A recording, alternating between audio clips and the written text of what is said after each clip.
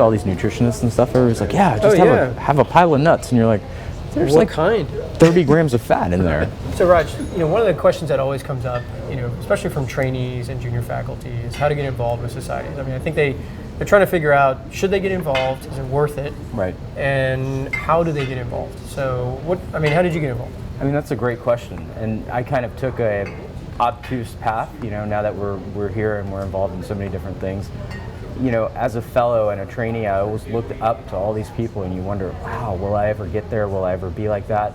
And you kind of cower in their greatness, and you think you'll never be able to do it. But you start putting out abstracts, you start putting out small research articles, you start kind of volunteering information and kind of showing what you can do, and being present, being active, cross-pollinating, and kind of get out and network with people.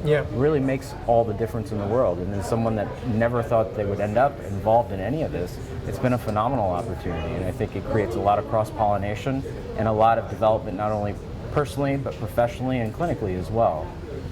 What about you? How do you?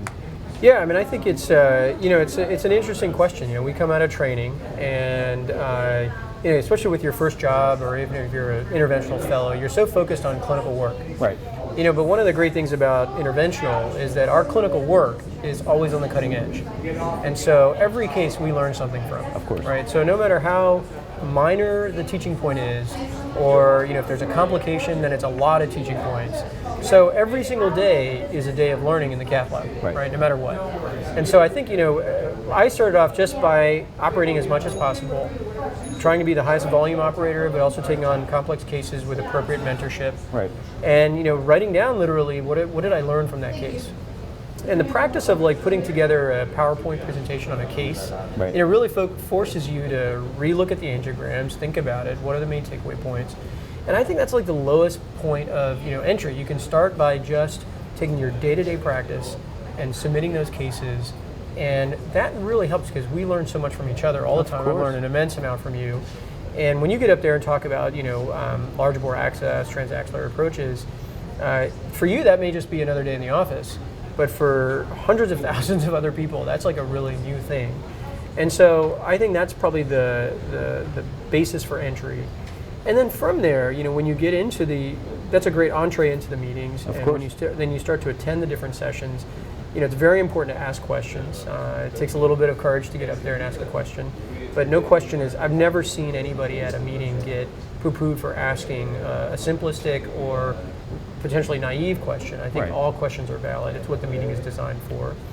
And then as you start to engage and you get enough volume and experience, you can start to turn that day-to-day practice into a question answering machine. Right. And you can start to collect data as you've done. You can start to write review articles. Just by networking with folks at the meeting, people they're always looking for people to help write projects, get on guideline writing committees.